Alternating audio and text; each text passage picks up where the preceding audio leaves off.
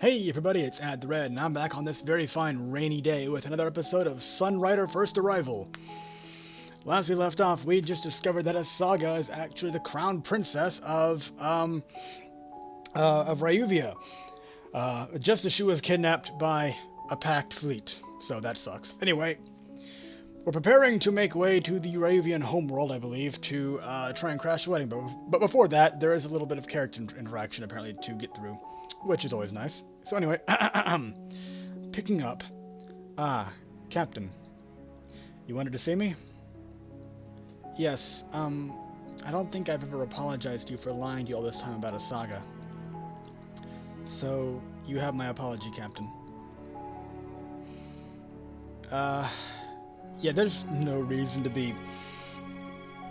I mean, her reasoning makes sense. I can't fault her for it. You were just trying to protect Asaga. Apology accepted. Thank you, Captain. It was a shock to me, too, when I first found out Asaga was the Princess of Ryuvia many years ago. I certainly understand how it must feel for you, but please, don't blame Asaga for deceiving you. To be engaged to marry such a vile man, she must have had no choice but to run away and hide her identity. How did you find out Asaga was the princess? I'm assuming she just told you. It was a long time ago when I first met Asaga, years before any of us knew the name Arcadius. It was near the time when I arrived in Ryuvia as a refugee from Diode. I was lost on my way to my work and panicking when some gentlemen came by to help give some directions. Then all of a sudden Asaga burst into the scene and started shouting at the men. They didn't take kindly to what Asaga was saying and things started getting dangerous. Luckily I had my handy hair ribbon on, so I used it to temporarily stun the men and ran away with Asaga. Your hair ribbon doubles as a taser? Okay, that's a nifty bit of utilitarianism there. Yeah, the story was really different when I heard it from Asaga. Asaga does tend to exaggerate her stories so much. Shortly after I ran away with Asaga, I found out her true identity. I was really shocked to meet the Princess of Ryuvia, but Asaga made it seem like it wasn't anything special. Well, probably to her it wouldn't be. She was born into the lifestyle, why would it? To her, being the princess didn't define who she was. She was going to leave Ryuvia one day and find adventure among the stars. She was never meant to be in politics. I can absolutely see that. But then the war approached Ryuvia. Asaga's mother passed away and her father fell ill. The royal court was darkened by talk of succession and fear of Pax's power. I still remember Asaga bursting into my apartment after finding out what her father had done. Then we decided to run away together. It was the only thing I could do to protect Asaga. And that's how we became freelancers. I met you, Captain.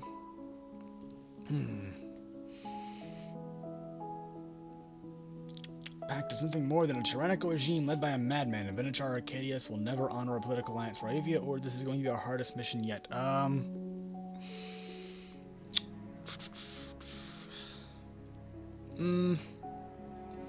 Yeah, yeah. That seems pretty obvious. I don't understand much of politics, but I know the Venator is evil. Evil's a strong word. I don't believe evil exists, necessarily. I suppose it's applicable in a metaphorical sense. He merely wants Asaga. He does not care about anything about alliances of Ryuvia. To a man like him, she's merely a prize to be won. The Venator will not stop until the entire galaxy and everyone in it is under his power, and he will use any means to accomplish that. To think the king sold Asaga to such a person might have seen it as necessary to try and protect his planet from being, horribly annihilated, but people do desperate things in desperate times. Don't worry, Chigara. We'll go in there and rescue Asaga before the Venator can even lay a finger on her. This is going to be our hardest mission yet. Prepare yourself. Yes, Captain. I'll do everything in my power to save Asaga from the Venator. Good. We'll be counting on your expertise to pull this off. One more thing, Captain. Asaga gave me this. A holo recording. She told me to give it to you if anything like this ever happened. With everything that's been going on, I couldn't give it to you until now. She made me promise not to look at it, so it is meant only for you. Thanks, I'll take a look at it in my office. Thank you, Captain. I was worried before, but now I feel better. We'll rescue Asaga and end this. Absolutely. Okay, anything on deck 2? No. Deck 0? Right. The recording. Sola and Claude. Okay. As much as I hate to say it, let's go ahead and get you out of the way. Yeah, there we go. Oh, Captain, care to join me for some ice cream? Somehow, a simple invitation from you is just... Okay. Alright, I have some time to chat, unfortunately. Chocolate or vanilla? Or would you just like to eat out of my bowl? No thanks. No thanks. Absolutely no thanks. No, I would not. Do you flirt with every single space captain you happen to meet, Claude? That's a very good question. Only the cute ones. That's a pretty definite yes, I feel. Alright. Sorry I asked. What's the matter, Captain? You don't think Claude's cute? I'm the captain of a military vessel. We have to be serious around here or else people will get hurt. Boring! And you are scary, so... I was never the dashing space captain type, I'm afraid. I wouldn't be so sure about that. What? I actually caught the girl in engineering looking over some photos she took of you the other day. Are you sure you don't have an admirer? Really? Jigar doesn't really strike me as the creepy type. You're making that up. Why would I? Besides, I'd like to keep you off myself, Captain. Ah, please, no more. Yeah, please, please, please, I beg you, no more. So, what are you gonna do now? Well, my ship was wrecked by the pirate, so it looks like I'm stuck here. Oh, terrible news for you, I'm afraid, right? An absolute tragedy. Not that I have any problems with that. Okay, she's not even going to pretend to hide it. I wouldn't count on becoming a doctor here, but you still helped us with those Arabian cruisers. We could use a pilot like you. Unfortunately, I am kind of forced to admit that. You do come in handy sometimes. In that case, you can command me anytime, Captain. Okay. Alright, just... no more medical exams. Yeah, no. That look on your face, I actually take pleasure from that. No, no, never. Never again. Oh, but Captain, it's for your own health. It is for my own health to never let you touch me ever again. More like just to feel your own perversions. Pretty much. Ava says that you've been causing her problems. Blah. That woman just never lets up. Just because I'm staying here for now doesn't mean I have to do the whole military thing.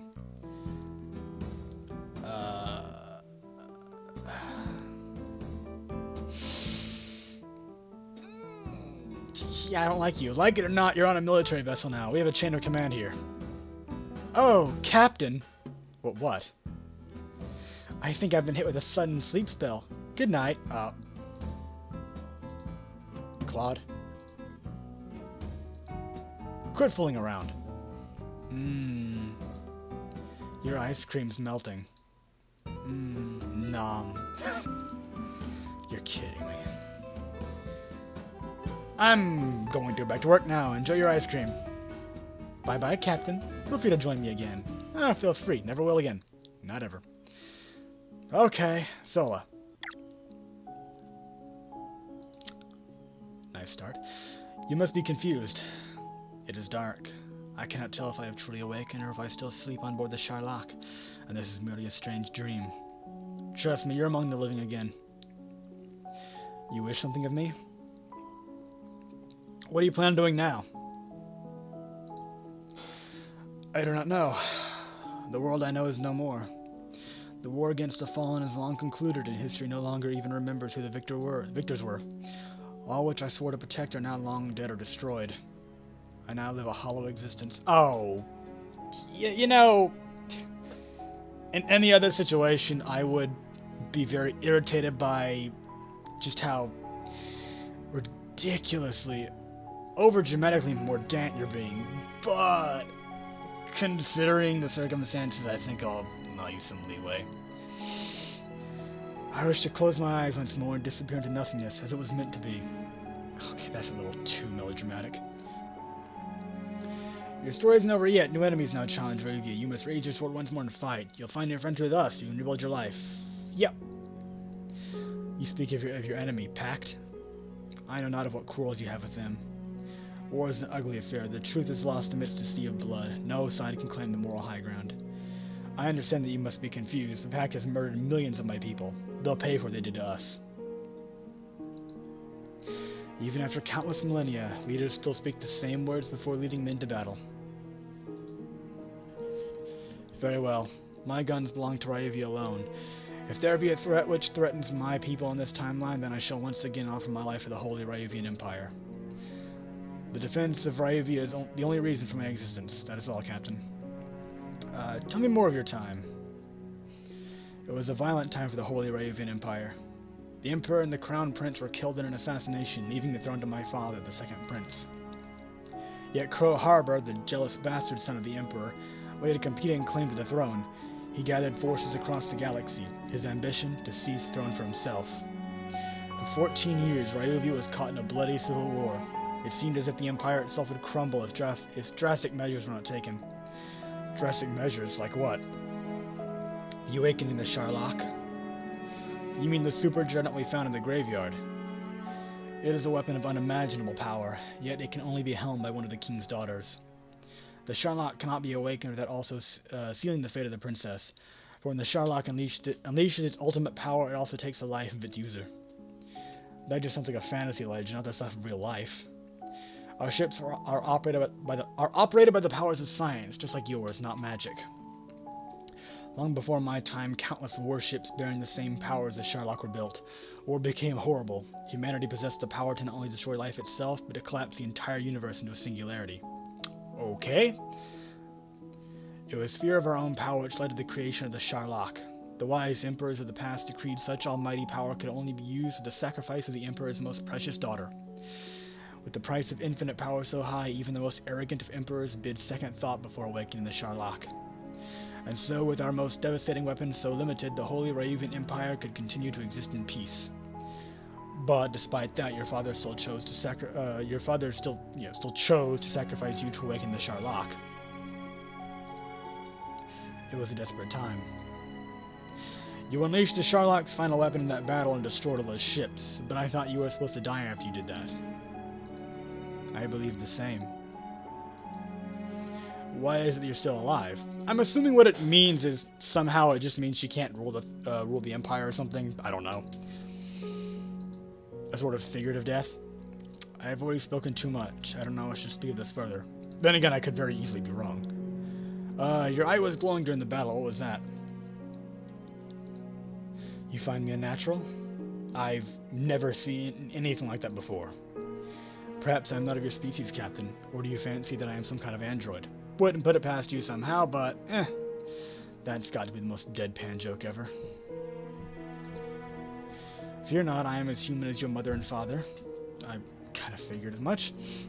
My eye is merely the result of millennia of scientific research. Thanks to genetic modification, I can momentarily increase the vision in my right eye 100-fold. The effect is not only limited to my eye, but also provides a brief but tremendous boost, whatever, to both my muscle control and brain function. Perhaps such technology appears radical to you. But it was a tried affair during my time. So everyone during your time possessed such superhuman abilities. Seems kind of limited, but whatever. No, the Holy Ryuvian Emperors feared the power the masses would yield if they had access to such technology. Thus, the law across the galaxy was that only royalty could augment their own DNA. That makes sense. The Ryuvian rulers would want to use such powers to make themselves more powerful. We need help. The technology of your time far surpasses our own. Help us rescue our friend. The current princess? Ryuvia needs your help. This timeline is not my own. Your fights are not mine. Yet even if I so wished, I would be of no use in improving your technology. Such matters are beyond my skills. I am merely a marksman, nothing more. I am no technologist. Okay, but still help us rescue a saga. We could really use your skills out there. Very well. I am still sworn to protect Ryuvia, even millennia in the future. I will defend Ryuvia with my life. I have already cast down my body for Ryuvia once, and I do not flinch at the thought of doing so again. We're all going to come out of this alive. Watch yourself out there.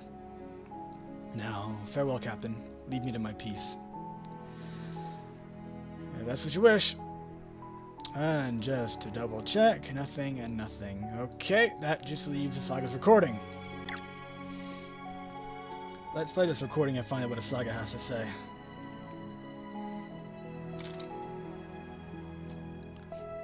Is this thing on? Hello? Hello? Can you hear me? You know, you could have edited this part off, Saga. Captain? I sure hope you're the one hearing this. If you're playing this message, then it means that I've left the Sunrider and probably en route to Ravia.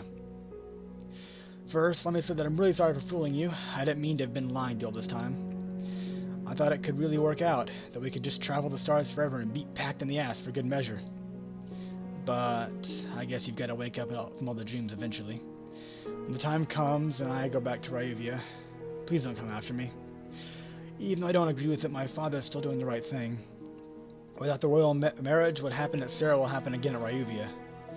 Millions of people will be killed. Worse, what little remains of our way of life will be destroyed. Ryuvia has already suffered so much in the past 100 years. If we take one more hit, it'll be the end of our entire way of life. It just takes a sacrifice of one life to save the lives of millions and the preservation of a history which spans longer than the length of the known galaxy. If that's the case, then I'll gladly become the Venathar's bride. There's a legend in Ryuvian. Whenever the kingdom is in danger, the sacrifice of the king's only daughter is necessary to save the kingdom. Things like this have occurred throughout our history, I'm afraid. I'm ready to play my role, even though it wasn't the role I wanted. Because that's what it takes to be a true hero, Captain, and that's the only thing I ever wanted to become. No, Saga. We're coming for you. You know the Venator is fooling the king. Pack will never honor an alliance with Ravia.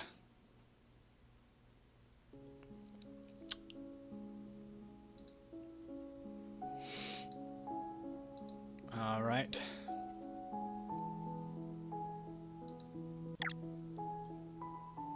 In that case, I'll go and end this episode here. See you next time.